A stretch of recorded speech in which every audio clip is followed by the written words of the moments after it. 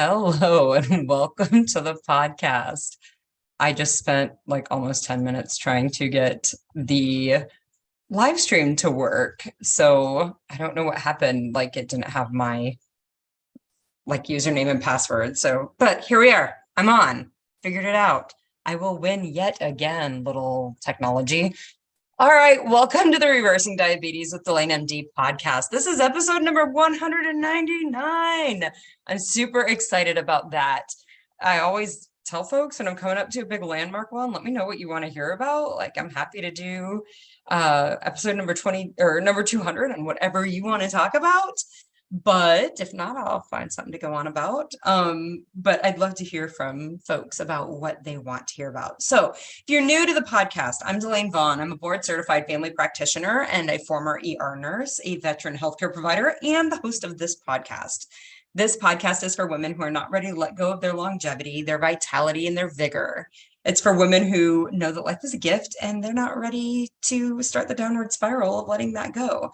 I think most of us realize that when we reach a certain age or we're getting older, the crispness of our exuberance and our stamina, it all might dull a bit, but we're not ready to blunt it out entirely. And when we get a diagnosis like diabetes or type 2 diabetes, we see that as a warning shot. We see that as a warning shot that threatens this gift of life, and we want to stop it. The more we learn about it, the more you should realize this is a process that has to be reversed in order to maintain the spirit that's always been us, that vitality, that vigor, that longevity, all of that. In order to maintain that, we really have to reverse this type 2 diabetes thing. So this podcast is dedicated to strategies to help women do just that. So we're going to jump in today. We are going to talk about doing things hard. Doing hard better is the way that it's phrased. If you've not had the blessing of listening to Kara Lawson, I don't know. I just came across this woman this week. If you've not had the blessing of listening to her 2-minute and 50-second clip about doing hard better, please pause the podcast right now and go and listen. You need to hear what she has to say. It's pretty amazing. She is the women's basketball coach, the head coach of the Duke women's basketball team. So I am going to extrapolate her 2-minute and 50-second talk to type 2 diabetes. I'm not going through it entirely, but be warned, I'm feeling pretty fiery about all of this with this topic. So I'm going to rein that in as best I can, but I've warned you about it because I think I feel pretty spirited about this. So before we get started, I always want to remind everybody, if you have been medicated for your type 2 diabetes, please be careful in making the changes that I recommend in these podcast episodes. You have been medicated based on a way you have previously eaten, and if you change that, you need to change your medications. I'm not saying don't do it. I'm saying call your provider, whoever's written the prescriptions for your diabetes meds, and let them know you intend to make these dietary changes. If they say, I don't think that's a good idea, it may be time to find a different doctor, but make sure you have a medical provider who is on board with you making these lifestyle changes. You need somebody whom you can show your blood sugars to, and they can tell you how to adjust your medications in order to keep you safe. If you don't do this, you can become dangerously ill, the kind of ill that requires an emergency room visit and possibly hospitalization, the kind of ill that can result in death. So please understand, if you are on meds for your type 2 diabetes, please be very careful as you're making these changes. Please call your doctor and let them know. Please find out from your medical provider how they want you to share your blood sugar logs with them so that they can give you information and feedback on how to change your medication regimen. Please be careful as you make these changes. I also want to encourage everybody to rate the podcast. If you're listening to this podcast, if you're finding it incredibly helpful, if you're getting amazing results with this, please rate and review the podcast. The more people that rate and review this podcast, the more people this podcast gets put in front of. That's how the algorithms work. So if you would rate and review the podcast so that others can have this information, the same information that you're finding helpful and getting amazing results with, others want to get those same results. Please rate and review the podcast so that they can do that. Please follow me on YouTube. I'm currently broadcasting this live on YouTube. So if you want to get the podcast earlier and the information that I put out in the podcast, if you want to get it first, the first time that it's out there, subscribe to my YouTube channel, I guess is what they call it. go ahead and do that so that you get access to this information as soon as it comes out. Again, I'm broadcasting it live. I will check the comment section at the end of the podcast. I don't usually record that part. I sign off so people don't have to hear me clicking around on the computer. But if you do put a comment on any of the videos on the YouTube channel, I will get notified and I will go in there and I will answer any questions that you might have. Also, follow me on Instagram and Facebook. Any kind of offer that I have, any kind of educational value that I'm giving people, like if I'm doing it in a webinar, a few weeks ago, I had the stress and diabetes webinar where a good friend of mine and a colleague of mine, and actually my yoga instructor, came on and talked about how, stress impacts your health and your diabetes, and then gave a webinar on how to do it, how to do the breathing techniques, how to do the meditation techniques, how to do the yoga movements, why it's beneficial, and how you can start a practice yourself. If you're interested in that kind of information, follow me on Instagram, follow me on Facebook. It's at DelaneMD. I'm always DelaneMD everywhere. You can get a hold of that information. And then lastly, the DelaneMD Reversing Diabetes group on Facebook. Join that. I announce when I'm going to go and do the the podcast broadcast. Whenever I'm going to broadcast the podcast, a lot of times I'll announce it in that Facebook group. So if you want to know when that's going to happen and you want to know ahead of time so you can be on for the YouTube broadcasting of the podcast recording, that's how you're going to find that. So DelaneMD Reversing Diabetes on Facebook, go find it, join it, and you'll get all that information and all that help for you. All right, so this podcast, this whole idea about this 2-minute and 50-second clip that's out on the internet, I found it on YouTube, came really from a group meeting that I had. One of my lovely clients made the recommendation. She talked about it in group. She shared it with everybody in group, and I went and watched it. So again, Google Kara, Kara Lawson, Lawson, handle hard better. Google that and it's going to come up and you're going to get 2 minutes and 50 seconds of amazingness for your life. I'm going to share with you some, sound bites from it's not really sound bites, it's me saying it, but from what I found really impactful. And then I'm going to apply it to non-food things. So for me, my running experience and my running life, I'm going to apply it there because this came up for me. And it nearly knocked me off my feet when it came up because it was so obvious and just almost like a slap in my face when it came up for me this weekend, even after I literally less than 24 hours after listening to this 2-minute and 50-second clip from Kara Lawson, less than 24 hours after that, I found myself going, oh, girl, you got to learn to do hard better. So I will apply it to that, and then I will apply it to where I see it with my type 2 diabetics, my clients in the group. So some of the, real heavy hitting messages. One thing that Kara Lawson says is it will never get easier. You have to learn how to handle hard better. You become someone that handles hard better. This is a mental shift, she said. She said, any meaningful endeavor is never going to be easy. The success or the achievement of it goes to the people who handle hard well. Make yourself a person who handles hard better. If it's hard, it's supposed to be. Grow into someone who handles hard well. Some of these are paraphrased from her, but all of that comes from Kara Lawson. Okay, this is part of that 2-minute and 50-second video. So where I saw this come up for me this weekend, I was running. I was doing a long run, which is only 5 or 6 miles for me anymore. It used to be much longer, but I'm happy with my 5. It was 5.5 miles on Saturday that I did. And it was hot. It was very warm. It's getting warm in Kansas. So by, 10 o'clock in the afternoon on a Saturday, it was pretty cozy. I'm doing that intentionally because I'm trying to prepare myself for a event that I'm doing in Texas in October, where it's going to be a lot of running and it's going to be very hot. So I was running and it was the end of my run. And I found myself telling myself that I only needed to do this thing for a little bit longer. So this thing that I do, this thing that I find myself, I only need to do this for a little bit longer. And then I can take a break for a block or two and then I'll do it again. That's where my mind goes into this whole space. So I've ran since I was 15 years old. So if I'm doing math, that's like 33 years, I think, that I've had a running practice in my life. I love running. I love everything that it's allowed me to do. I frequently, almost always will run when I'm on a vacation. So I can remember in my late 20s, I went to New York City for about 10 days and I stayed at an apartment in Brooklyn and I saw New York City from my morning runs. I mean, like I made sure I went and I ran every morning. I ran across the Brooklyn Bridge down into Lower Manhattan. I ran Central Park. I took the subway to Central Park and I would run Central Park and I would do all these different things in New York on my feet running. When I was in Haiti for 2 weeks, I ran. When I didn't, that was a little different. There were some safety issues, but I still ran because I wanted to see that in that experience from my feet. When I go to Colorado, I run. I love what running has given me. I have a lot of gratitude and really a deep love for running because of what it's allowed me to do. I get that it's not for everybody, but this is something, it is important to me.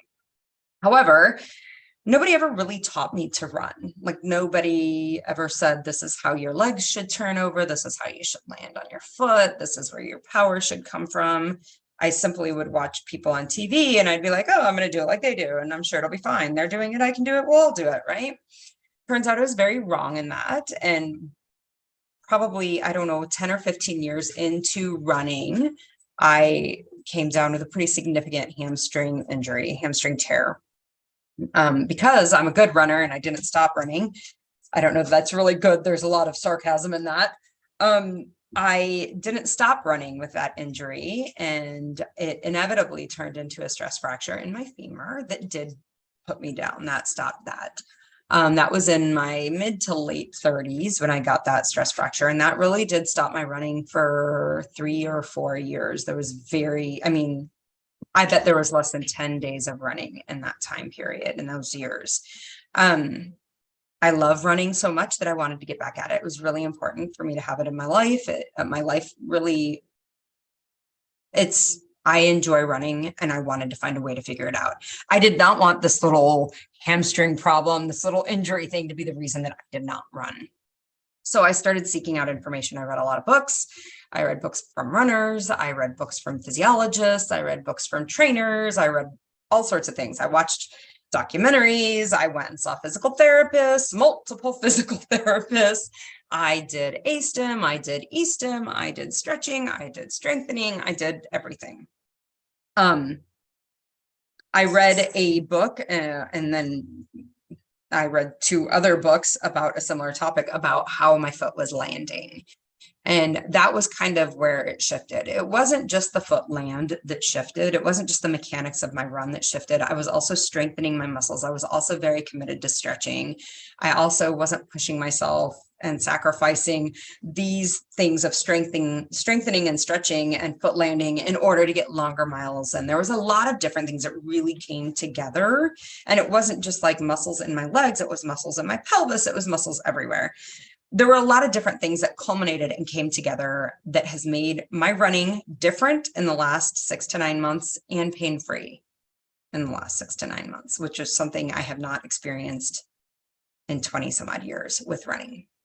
Okay, so what has had to change is a lot of my mechanics. Like in my run, I've had to change my mechanics. I found that very challenging. That's been quote unquote hard, right? It's a challenge because I can't let my brain just space off and go wherever it goes and think about the birds and think about, what workload I have and think about dreaming and all of these. I can't let my brain go there. I really have to keep my brain very focused. And ironically, that's pretty challenging. I had to stop using headphones for many, many months of running so that I could learn to retrain my stride and my foot land and my mechanics of running. So because it's hard, because that part has been hard, that's the break that I look for. When I talked about, I was like on this long run and it was hot and I was in the end of it. And I'm like, ooh, just a couple blocks and then I'll take a block of break. This is the break that I was telling myself I could have. I'll do the stride. I'll do the hard thing of focusing on my stride for the next 2 blocks and then I'll take a break. So you may see what's coming here. My old stride was what led to the injuries, the painful running. The new improved stride keeps me from being in pain. That's definitely been my experience. If I go back to the old stride, the pain restarts almost immediately. The improved stride, the new stride, has to be performed 100% of the time, and I find it hard to continue to stay that focused. When I fall back into my old ways, the pain sets back in. Realizing that having a new stride means that there's not any breaks. You can't take a break because then the pain starts back up. And since the new stride is harder than the old stride, that means that doing this running thing in a pain-free way is going to be harder than I remember it being before. So I had to get better. I have to get better at doing the hard thing. That's what I have to get better at doing. I can't wait for it to be easy or allow myself to have easy spells, because the easy was what led to the pain. Okay. I've had to do the same thing with speed. And in fact, I would say that I probably haven't overcome this when it comes to speed in my runs. I will tell you, I'm not a particularly fast runner. I'm a pretty slow runner in the realm of running. I've always ran a very comfortable 9.5-minute mile. It's just always been comfortable for me to run that pace. I can get faster, and it involves sprints. So I sprint for a period of time, and then I take it easy for a period of time. And then I sprint for a period of time. Then I go back to the old speed, which is easy, right? Pushing my pace is uncomfortable. I have been able to consistently be at a 8-minute mile, but because it was hard, and when I went to easy, because I didn't want to do the hard thing, I wasn't good at doing the hard thing, my pace has always gone back to that 9.5-minute pace. I don't want to do the hard thing. I'm certainly not doing hard well in that pace component. Okay. So where I see this for my clients is, of course, changing the way that we eat from being a diabetic looks like a lot of times what I see with clients is they do well. I did really good. I did the hard thing Monday through Friday, but I'm looking for a break on the weekend. I want it to be easy. I want it to be easier on the weekends. The realization that being free of diabetes means that there's not any breaks. You don't get to go back to the way you were doing it, the easy way, because that's what created the diabetes. Recognizing that the breaks are going to keep you sick. They are going to keep you stuck. Resistance to doing the difficult thing or the hard thing, like for me, for running a certain, like my stride, my mechanics being different, or my pace being faster, or eating a new way, the resistance to doing that thing, the powerful question here is, do you want that resistance, doing the hard thing, to be the reason that you stay diabetic on meds, with doctor's appointments, pharmacy visits, lab draws? Do you want that resistance to doing that hard thing to be the reason that you stay sick? I think that's one of the most powerful questions you can ask yourself. So if I want to run pain-free or be faster or longer, waiting for it to be easy is never going to get me there. It's never going to be easy, right? Same thing with diabetes. If you're going to wait until eating healthy is going to be easy, you're never going to get there. Okay. The easy things are never the meaningful pursuits, guys, ever.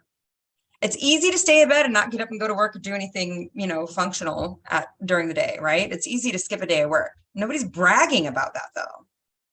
It's easy to skip workouts. No one's proud to show off the results of their body after skipping 2 months of workouts. Nobody's proud of that. Nobody's bragging about it. Nobody's talking about that. It's easy to stay diabetic. It's easy to stay on medications. No one's excited to show their doctor at their next follow-up appointment all their lab results with the same A1C or worse A1C on the same meds. Nobody's excited about that. Nobody's bragging about that. Eating the food that keeps you sick with diabetes, that's easy. All of those things are the easy things. Skipping workouts, that's easy. The hard things are the things that we're proud of. They're the meaningful pursuits. They're the meaningful things that we want to talk to others about. Those are the things we want to share with others. If you guys remember the podcast, or if you haven't listened to it, check out podcast is number 176, where I talk about badassery and I talk about climbing mountains. It is easy to sit on the back porch of a condo in Breckenridge and take a picture of a mountain and show people. That's easy. Climbing to the top of that mountain, that's hard. Not everybody signs up to do that part. Taking a picture, everybody takes pictures of the mountains. Only the people who get to the top take pictures from the top, though, right? That's what makes it badass. Again, I'm not saying that I'm a super badass or anything. Maybe I'm a glutton for punishment. I don't know. I really like the mountains and the solitude of it. But nobody's bragging about sitting on a porch in a condo. Like, that's nothing to tell anybody about. When we want to achieve things, when we want to achieve bragging rights, when we want to achieve badassery, when we want to do something that's meaningful, when we want to have a meaningful pursuit or a meaningful endeavor, you can't wait for them to be easy. You can't wait for the time when it's easy to do it, because they never will be easy. The easy thing is what you're currently doing.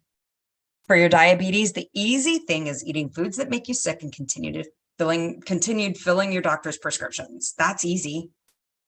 Waiting for easy is what you already have. Learning to do hard well is what you need in order to create the meaningful results that you want in your life. Waiting for it to be easy is an objection that's keeping you stuck. So if you're like, oh, once school is out, then it's going to be easier and I can focus on this. Once the kids are back in school, then it's going to be easier and I can focus on this. Once the kids are graduated, then it'll be easier and I can focus on not being diabetic, on being healthy. Waiting for it to be easier is going to keep you stuck. Stop waiting for it to become easy and recognize that you can get better at doing hard well. This is where coaching works. This is why coaching works. This is why diet programs do not work. Diet programs tell you what to eat. Remember, the shift is in the mindset, not in the action. This is a mindset shift. It's not an action shift. You don't need a food plan. You don't need me to say no chocolate cake. Girl, you know no chocolate cake. You need to learn how to want the chocolate cake and do the hard thing of not eating it and do it well. That's what coaching helps you do. You need to learn to look at the reasons of why you don't want the cake. You need to learn to do the hard things well, and that's where coaching helps. I think that this video by Kara Lawson is powerful. Please, please, if you haven't already done it, go check it out. I really think it's amazing. But I do think it hits at the heart of what coaching is. Guys, I will tell you, for me, I don't eat chocolate cake. It's not because it doesn't taste good. And it's not because suddenly it's easier for me to not eat the chocolate cake. I have personally gotten really, really good at doing that one hard thing really well. That's the only thing that's different. I haven't clearly I haven't done it in everything in my life, or I'd be running a 6-minute mile, right? Like, I haven't done it everywhere in my life. But as far as this food thing goes, that is definitely one place I have learned to do the hard things very well. There is help. I learned it through coaching. I didn't have my jaw wired shut, and I sure as shit did not wait until it was easy. If that's something you're ready to do, send me a message, Delane@DelaneMD.com. Get set up for a consult. We can get you set up in the program. You can start on any Monday you want. You can get started and you can get going, and you can put this behind you and learn how to do this one thing that you found hard. Learn how to do hard well. There's help for this. If you're ready for that, let me know. Delane@DelaneMD.com. I am going to sign off from the podcast. Again, guys, if you want to be on, if you want to have active access to me in person, go to the YouTube channel, DelaneMD. And then after the podcast recordings, I shut off the recording and I check the comments on there. So if that's something you're interested in, if you have a question and you're listening to it on a replay, don't hesitate to put it in the comment section. And you can always email me any questions. I hope this was helpful. Check out that 2-minute and 50-second video. I will be back next week. Bye-bye.